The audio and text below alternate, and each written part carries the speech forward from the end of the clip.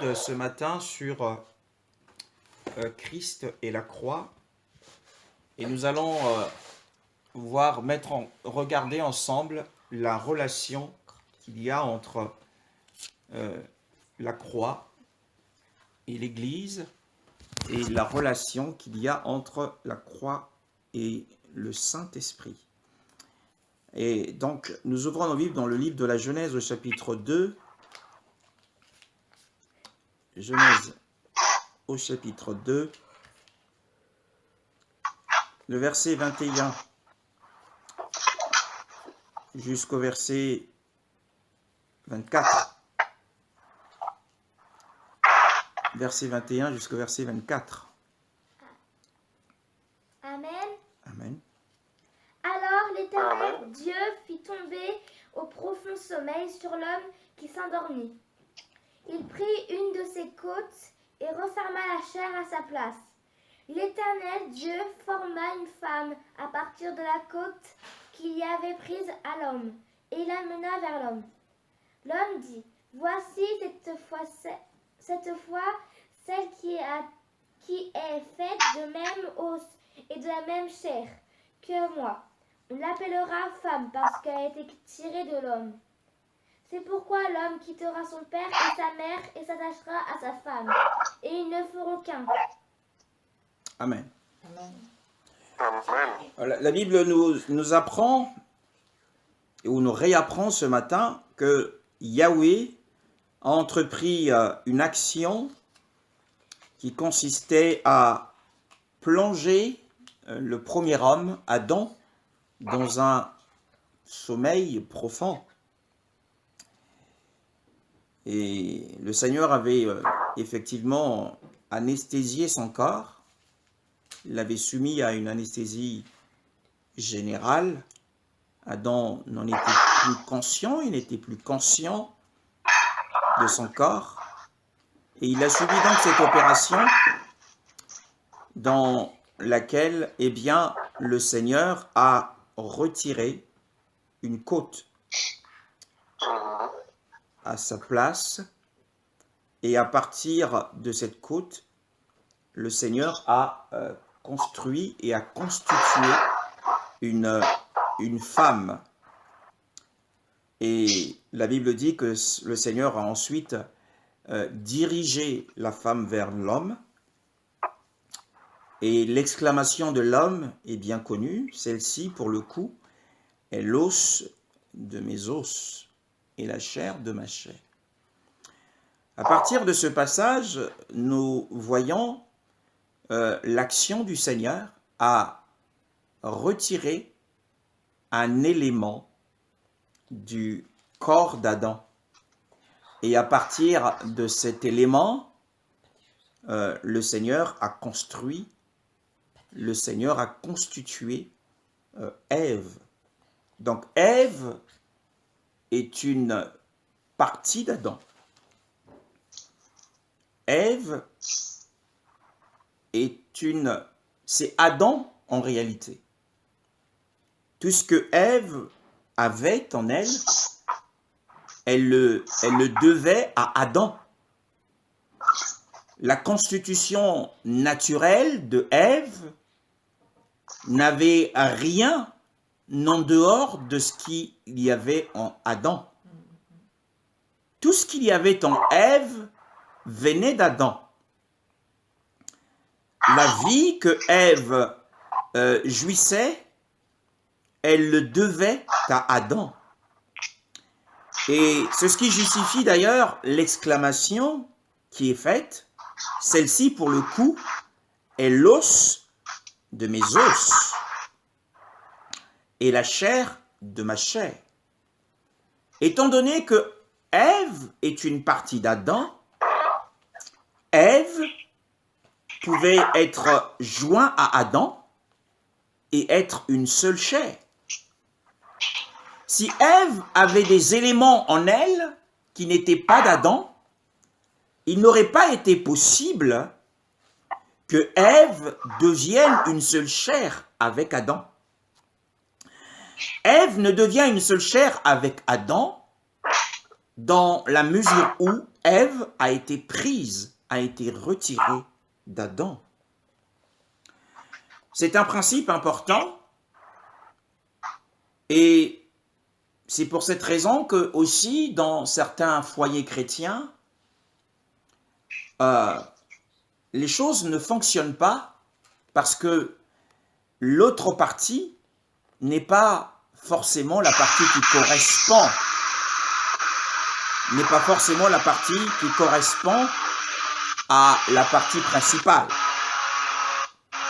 Et c'est pour cette raison que l'unité d'être une seule chair devient quelque chose de difficile. Mais restons sur le modèle de ce principe que Ève est une partie d'Adam, et donc Ève peut être appelée aussi Adam, mais sous une autre forme. Nous allons dans l'évangile de Jean, au chapitre 19. Évangile de Jean, chapitre 19.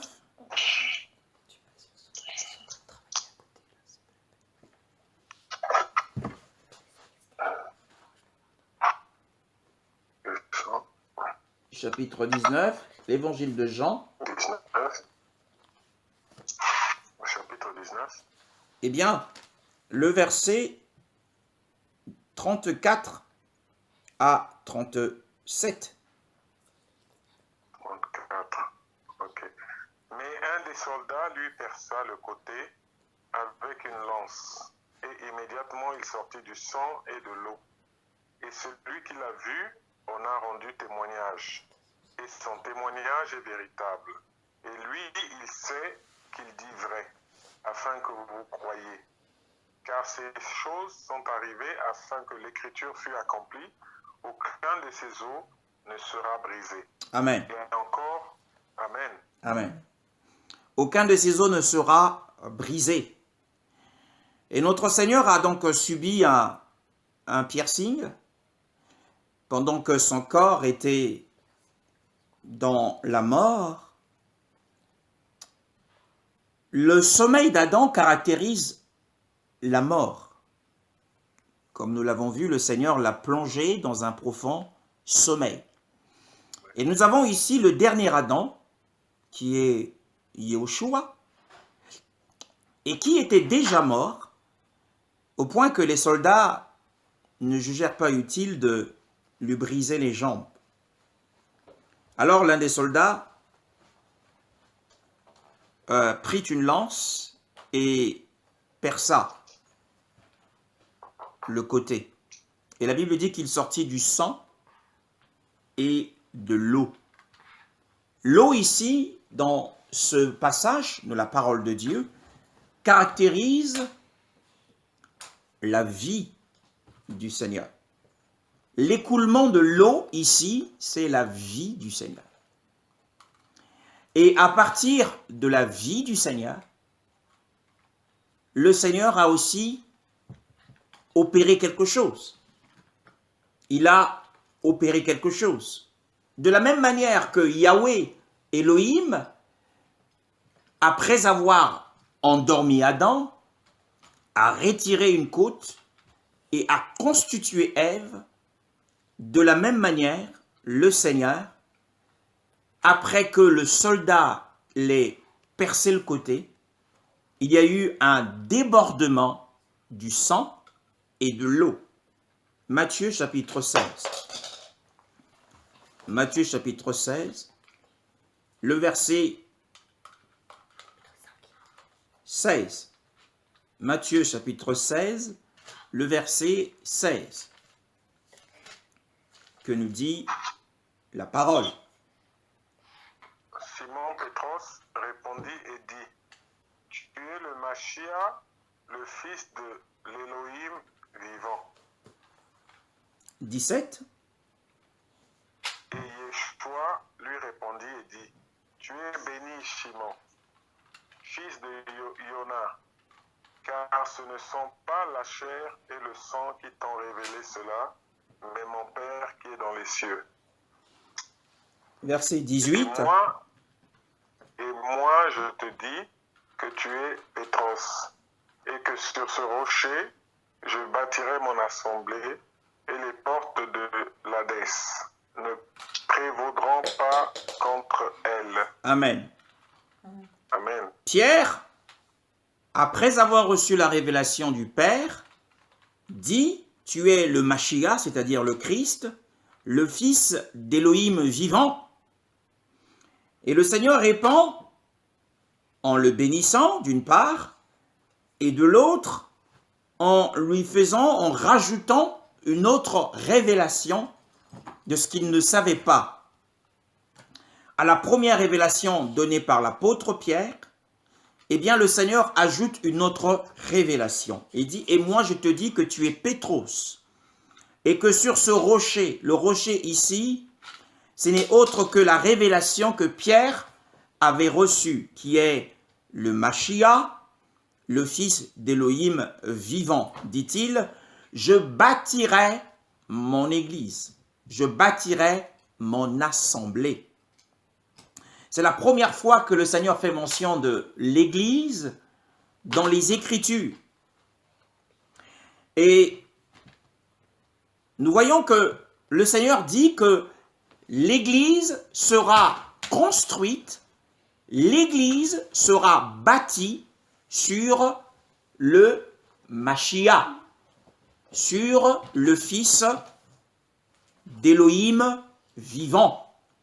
Or, Yeshua dit lui-même, dans l'évangile de Jean, chapitre 14, le verset 6, « Je suis le chemin, la vérité et la vie. » Donc, en réalité, la signification spirituelle que l'Église est bâtie sur Mashiach signifie simplement que l'Église est sortie du Mashiach, que l'Église est unie à Mashiach, que l'Église est une avec Mashiach.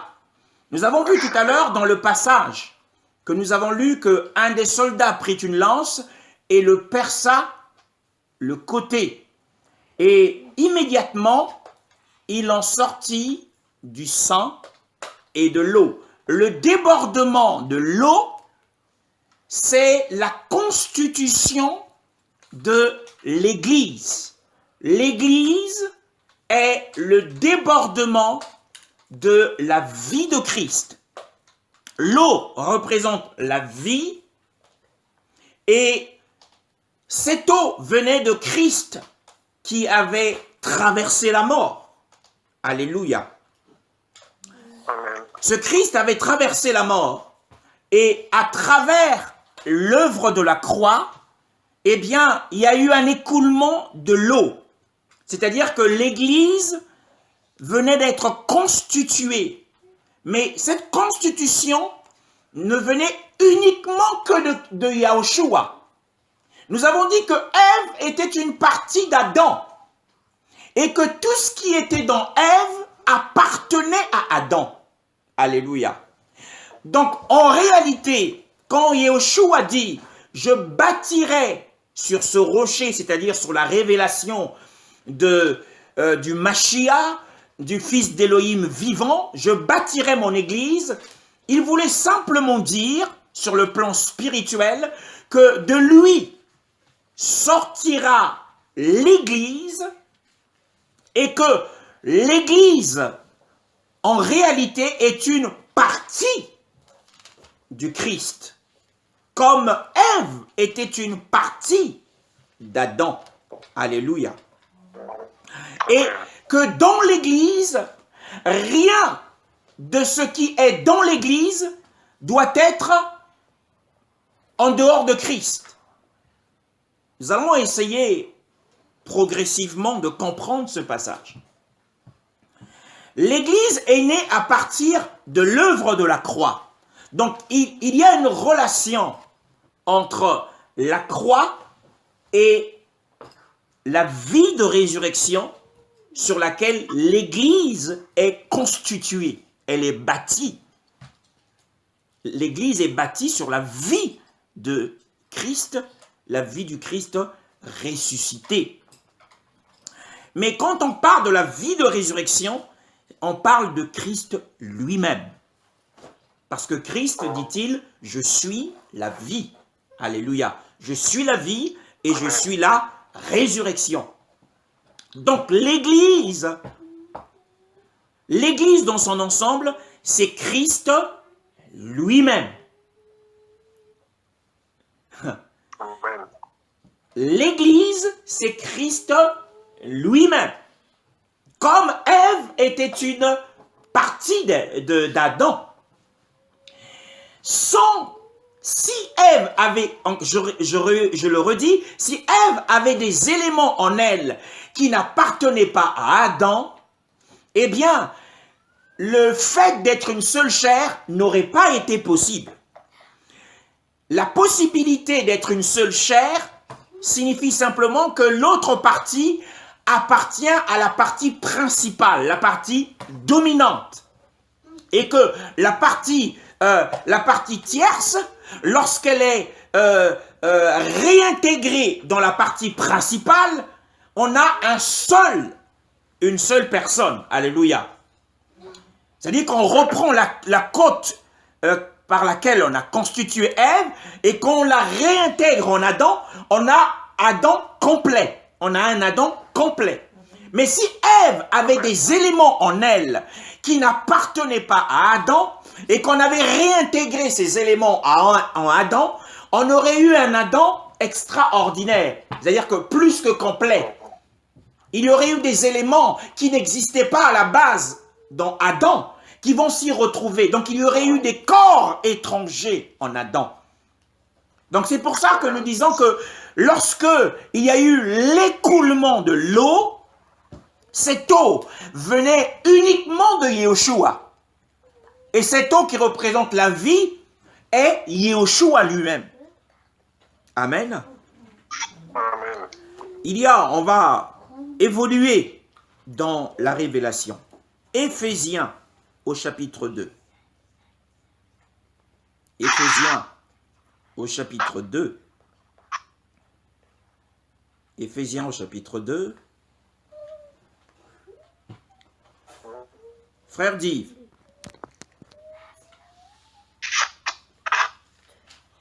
Alléluia. Amen. Alors, Éphésiens chapitre 2, à partir du verset 11 jusqu'au verset 15.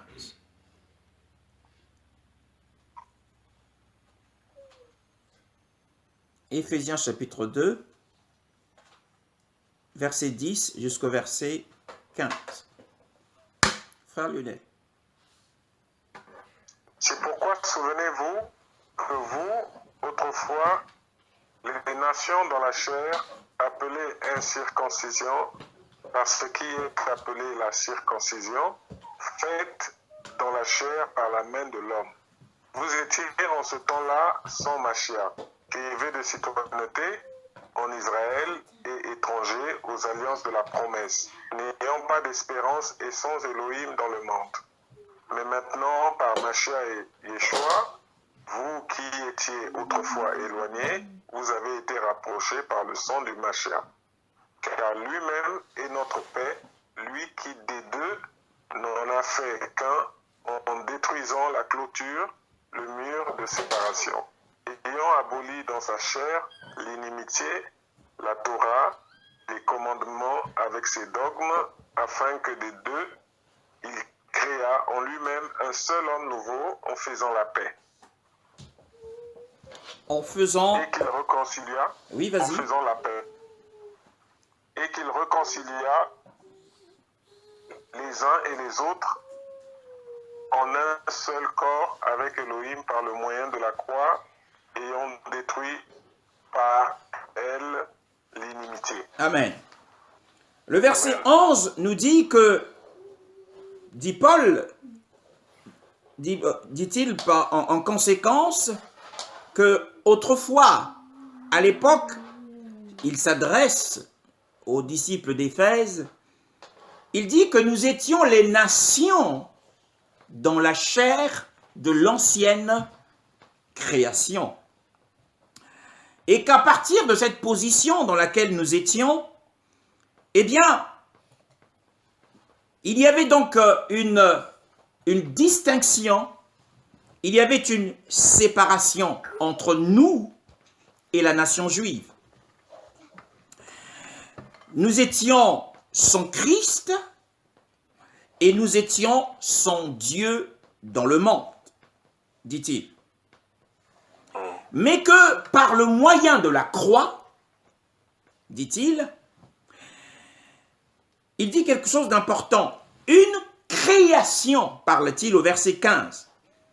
Une création s'est faite en Yeshua lui-même. Une création s'est faite, et c'est quoi cette création? Eh bien, cette création, c'est l'homme nouveau. Donc, dans l'univers entier, une nouvelle création a été constituée à partir de la croix. Et cette nouvelle création, c'est l'homme nouveau. Qu'est-ce que c'est? L'homme nouveau. Nous avons vu que la première fois que Yeshua a parlé de l'Église, c'est dans Matthieu 16, verset 18. Il a donné la révélation au sujet de l'Église, qu'il bâtira son Église. Et nous connaissons l'Église comme étant le royaume de Dieu. Car le royaume de Dieu, dit l'apôtre Paul aux disciples de Rome, le royaume de Dieu, au chapitre 14, le royaume de Dieu, c'est la justice, c'est la paix et c'est la joie par le Saint-Esprit. Nous connaissons l'Église comme étant la famille de Dieu. D'ailleurs, dans ce chapitre 2 de Éphésiens, il est dit que l'Église, c'est la famille de Dieu. Nous connaissons l'Église comme étant le temple de Dieu. C'est aussi dit dans le livre d'Éphésiens chapitre 2. Donc nous avons la révélation de l'Église en tant que royaume, l'Église en tant que famille de Dieu, l'Église en tant que temple de Dieu. Alléluia. Mais l'Église aussi en tant que corps, puisque la Bible dit dans les passages que le frère a lus, le verset 16, et qu'il réconcilia les uns les autres en un seul corps, avec Elohim. Donc l'Église en tant que corps de Christ, nous le connaissons. Mais ce n'est pas un corps sans vie. Lorsqu'on parle du corps, on parle d'un corps vivant, qui a en lui la vie de Dieu. Donc l'Église est un corps vivant. Or, il y a une nouvelle révélation, il y a un aspect plus élevé de l'Église. L'aspect le plus élevé de l'Église, c'est que l'Église, ce qui ne nous a pas été enseigné par le passé, c'est que l'Église est un homme nouveau. L'Église, c'est le nouvel homme. Ça n'a pas été enseigné dans le christianisme d'aujourd'hui. Parce que le verset 15 nous dit « Ayant aboli dans sa chair l'inimitié, la Torah des commandements avec ses dogmes, afin que des deux, les deux ici c'est quoi? Les deux ici représentent les nations que nous sommes et Israël, les Juifs. En lui-même un seul homme, un homme nouveau. » Donc l'Église, l'aspect le plus élevé de l'Église, c'est que l'Église, c'est le nouvel homme. Alléluia. Le nouvel homme est constitué, est composé des croyants juifs et des croyants païens. Le nouvel homme. Ce n'est pas enseigné en ce moment. On a rarement entendu cela. Le nouvel homme, c'est l'aspect le plus élevé de l'Église. Or, dans le nouvel homme, bien-aimé dans le Seigneur, dans le nouvel homme, tout ce qu'il y a dans le nouvel homme, tout est nouveau. Tout ce qui appartient à Adam, tout ce qui appartient à la vie d'Adam, tout ce qui appartient à l'ancienne création a été mis fin à la croix. Tout cela a été mis fin à la croix. Et donc, à partir de la croix, après avoir mis fin à l'ancienne création, Christ a créé une nouvelle création, et cette nouvelle création, c'est le nouvel homme. Et dans le nouvel homme, tout est nouveau. Encore une fois, rien de ce qui appartient au vieil homme ne se trouve dans le nouvel homme. Alléluia. Le nouvel homme, par le moyen de la croix. Alors, il y a un passage qui nous décrit précisément ce que c'est que le nouvel homme. Ce que c'est que le nouvel homme. Arrêtez, vous attristez le Saint-Esprit. Ce que c'est que le nouvel homme. Oh. Le verset, à partir du verset Colossiens chapitre 3, à partir du verset 5. Bien-aimé, tu vas faire la lecture? Verset 5. Oui. Le verset 5 jusqu'au verset 11. Faites donc mourir vos membres qui sont sur la terre. La relation sexuelle illicite, l'impureté, la convoitise, le mauvais désir et la cupidité qui est une idolâtrie. C'est à cause de ces choses que la colère d'Élohim vient sur les fils de l'obstination, parmi lesquels vous marchez autrefois quand vous viviez dans ces choses. Et maintenant, vous aussi, mettez de côté toutes ces choses, la colère, la fureur, la malice, la calomnie, et qu'aucun discours obscène ne sorte de votre bouche. Ne vous mentez pas les uns aux autres, vous étant dépouillés du vieil être humain avec ses œuvres, et ayant revêtu le nouveau, qui se renouvelle dans la connaissance précise et correcte selon l'image de celui qui l'a créé. Là, il n'y a pas grec et juif, circoncision et incirconcision, barbare, scythe, esclave, libre, mais le Mashiach est tout et en tous. Alors, le verset 5 nous parle des pratiques du corps qui sont contraires à la volonté de Dieu, donc le monde physique, les membres qui sont sur la terre.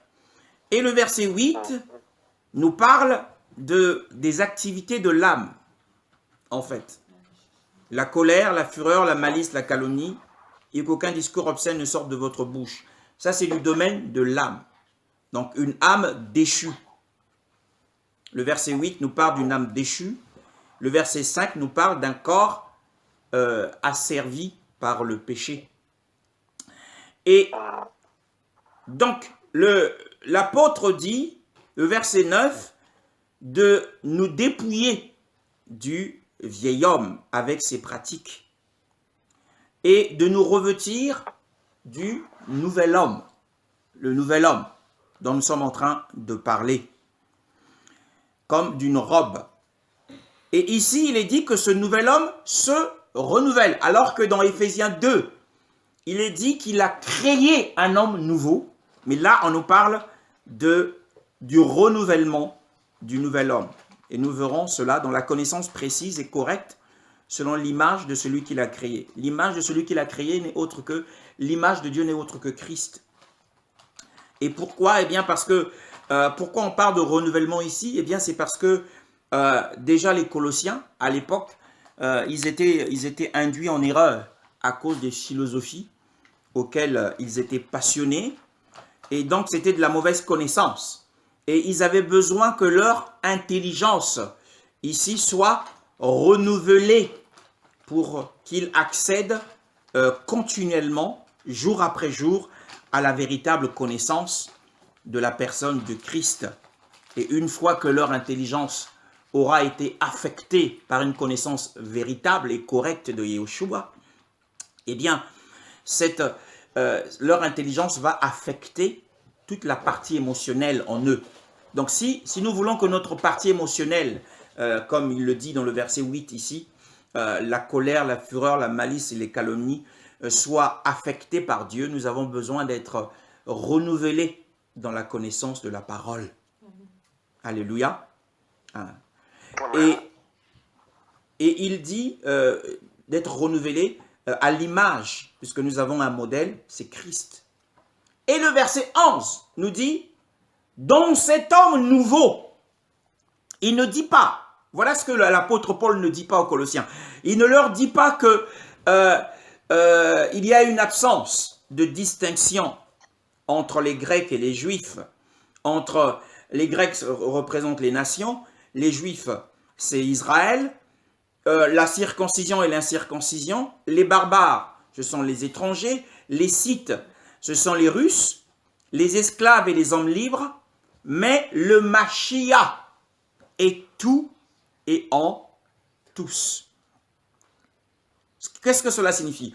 Eh bien, c'est que dans le nouvel homme, comme nous l'avons dit ici, dans le nouvel homme, qui est l'Église, l'Église c'est le nouvel homme. Dans l'Église, il n'y a pas de grec. C'est-à-dire que dans l'Église que le Seigneur nous demande ici de constituer, dans l'Église, il n'y a pas de Congolais, il n'y a pas de Gabonais, il n'y a pas de Français, il n'y a pas de Martiniquais, il n'y a pas de Centrafricain. Non. Amen. C'est-à-dire que tout ce qui appartient aux nations, leur culture, leur sagesse, on ne retrouve pas ces choses dans le nouvel homme parce que la croix a empêché justement que ces choses-là n'entrent dans l'Église. L'Église, c'est le nouvel homme. Dans l'Église, tout est nouveau. Dans l'Église, dit l'apôtre Paul, il n'y a que Christ. Il n'y a pas le grec avec sa sagesse. Il n'y a pas le juif avec son orgueil spirituel. Il n'y a pas le barbare avec son tempérament fou. Non. Amen. Il n'y a que Christ. Donc tout ce qui se fait dans l'Église, que ce soit les méthodes, que ce soit les pratiques, que ce soit les organisations, les procédés, tout doit venir de Christ. C'est ce que l'apôtre veut nous dire ici. Que quoi que nous fassions dans l'Église, quoi que nous fassions dans nos rassemblements, assurons-nous que ce que nous sommes en train de faire vient de Christ, parce que dans le nouvel homme, il n'y a ni grec, ni juif, ni circoncis, ni incirconcis, ni homme libre, ni nordiste, ni sudiste, ni homme riche, ni homme pauvre, ni homme instruit, ni homme sans instruction. Mais il n'y a que Christ. Christ doit être tout. Amen. Alléluia, bien-aimé dans le Seigneur. Amen. Parce que à la croix, l'ancienne création, avec ses capacités humaines, avec sa sagesse, avec ses vertus, avec son monde, a été terminée. Donc même nos concepts, nos façons de concevoir les choses, nos propres pensées, même si elles sont sages, si nous avons des conseils sages à donner à l'Église, rassurons-nous premièrement, est-ce que les conseils sages que je veux donner à l'Église pour l'avancement de l'Église, est-ce que ça vient de Christ ou ça vient de moi? Parce que si ça vient de moi, ça n'a rien à voir avec l'Église, parce que l'Église, c'est le nouvel homme, et tout est nouveau. Et dans l'Église, il n'y a que Christ. Oh, bien-aimé. Et l'apôtre Paul dit ici, Christ doit être tout en tous. Donc, dans la mesure où, lorsque nous avons reçu Christ pour la première fois, Christ a été ajouté en nous, Mais ensuite, nous avons commencé à subir, à la suite de notre nouvelle naissance, nous avons commencé à subir une soustraction. Le Seigneur a commencé à travailler à partir de l'œuvre de la croix pour soustraire toutes les choses qui empêcheraient Christ d'être tout en nous. Nous avons l'habitude de chanter et de dire d'ailleurs avec beaucoup de zèle que Christ est mon tout. Mais ce n'est pas vrai dans la réalité. La réalité de l'Église, c'est que Christ doit être tout. La vie pratique de l'Église, c'est l'anéantissement de toute notre sagesse, de toute notre connaissance, de toute notre culture, mais de toujours veiller à ce que Christ ait la première place et soit toujours à cette place et ne jamais être détrôné. En fait, tout ce qui appartient à notre culture, tout ce qui appartient à ce que nous avons reçu, notre éducation, à travers les études, à travers l'environnement dans lequel nous avons vécu, tout cela constitue des ennemis de l'Église. Parce que l'Église a une nature. L'Église a une nature. La nature de l'Église, c'est Christ lui-même. L'Église doit avoir du goût. Jésus a dit, vous êtes le sel de la terre. Or, le sel apporte de la saveur. Mais lorsque, dans l'Église, nous introduisons des choses qui viennent de nous-mêmes, nos opinions personnelles, nous introduisons nos capacités personnelles, eh bien, nous annulons la réalité de l'Église et l'Église ne peut pas se manifester comme étant le sel de la terre. L'Église perd sa nature. L'Église perd sa nature lorsque les méthodes humaines, lorsque les pratiques humaines entrent dans l'Église. En réalité, dans la ville où nous sommes, et même dans le monde, il y a beaucoup d'organisations humaines qu'il n'y a d'églises. On dit qu'il y a beaucoup d'églises. Sur le plan humain, il y a beaucoup d'églises. Mais aux yeux de Dieu, il y a très peu d'églises. Mais il y a beaucoup d'organisations humaines. Parce que dès lors que la pensée de l'homme rentre, lorsque l'homme vient avec les choses de l'homme dans l'Église, l'Église perd sa nature. Puisque dans l'Église, il n'y a que Christ. Si Christ est mis de côté et que nous planifions les choses selon notre sagesse, selon notre expérience, eh bien nous avons perdu la nature, nous déprécions la nature de Christ, nous déprécions la caractéristique de l'Église qui doit se manifester dans la vie de Christ et dans les richesses de Christ. C'est quoi les richesses de Christ? C'est quoi les richesses de Christ? Les richesses de Christ, c'est quoi? C'est une vie sainte? C'est quoi? C'est la puissance de la résurrection? C'est l'opération de l'Esprit? C'est la présence de Dieu. Et nous perdons la présence de Dieu lorsque nous entrons dans les méthodes. Lorsque nous entrons dans des choses ritualistes. Hein? Et nous rentrons dans la routine, dans la religiosité. Mais la véritable Église, le nouvel homme, il n'y a rien de ce qui est ancien ne doit y être.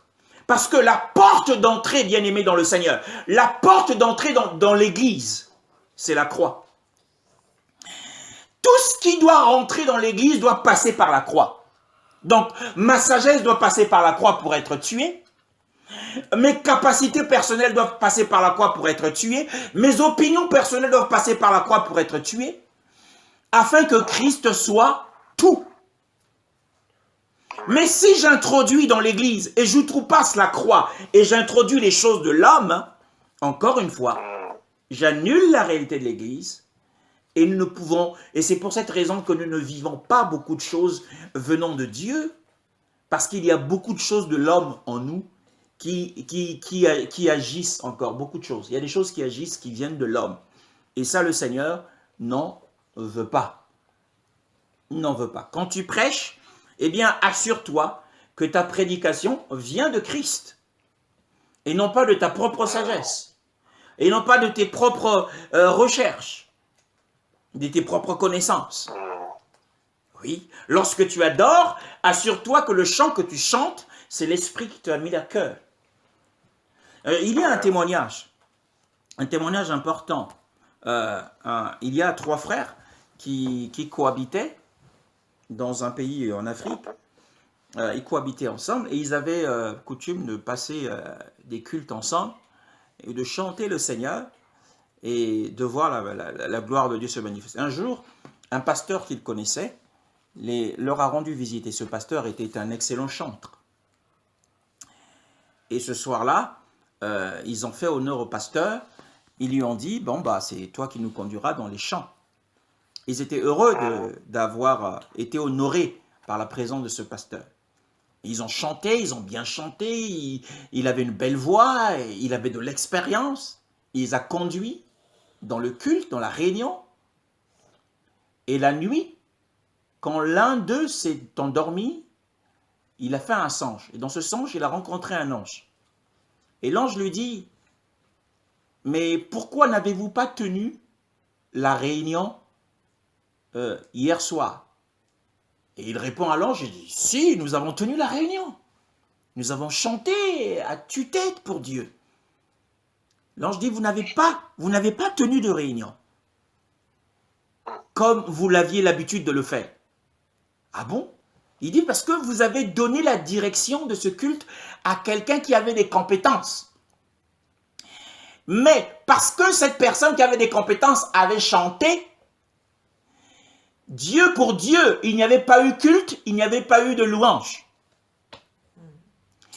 Parce que ce qui venait de l'homme, c'était apprécié par l'homme, c'était un homme compétent, il avait de la voix, il avait sans doute un don. Mais aux yeux de Dieu, ça venait de l'homme. Et Dieu n'a pas accepté ce culte. Aux yeux de Dieu, il n'y a pas eu culte. Et le frère, quand il s'est réveillé, il a compris que même leur voix, pourtant leur voix c'était pas des voix travaillées, mais parce qu'ils chantaient par l'esprit, Dieu a agréé leur louange et leur culte plus, et il a rejeté le culte fait par ce pasteur. Donc nous, c'est pour dire que dans l'Église, Christ doit être tout. Ce n'est pas parce que un chantre venant du monde, qui a été un grand chantre dans le monde, qui a impacté le monde dans le chant, arrive dans le Seigneur, et que tout de suite nous allons lui donner la parole pour qu'il chante parce qu'il a les dons. Mais le Seigneur ne va pas agréer ces chants. Parce que tout ce qu'a cette personne vient de l'ancienne création, Adam. Tout ce qu'il y a de bon et de mauvais vient de l'ancienne création. Et le Seigneur n'en veut pas. Et il crucifie cela à la croix. Alléluia. Donc Christ, c'est pour ça que Paul dit ici, dans le principe que Paul est en train de dire au verset 11 ici, il dit là, c'est-à-dire dans l'homme nouveau, il n'y a pas, c'est-à-dire le principe du non-être. Le principe du non-être. Je ne suis plus. Ce n'est plus moi, mais c'est Christ. Il n'y a pas grec et juif. Il n'y en a pas. Donc il n'y a pas à se manifester par les Grecs. La Bible dit que les Grecs recherchent la sagesse et les Juifs les miracles. Il n'y a pas à se manifester en tant qu'homme. Ça, c'est en ce qui concerne la relation entre la croix et l'Église. Quelle est la relation maintenant entre l'Esprit et la croix? L'évangile de Jésus, Jean, au chapitre 7, le verset 37. Jean chapitre 7, le verset 37.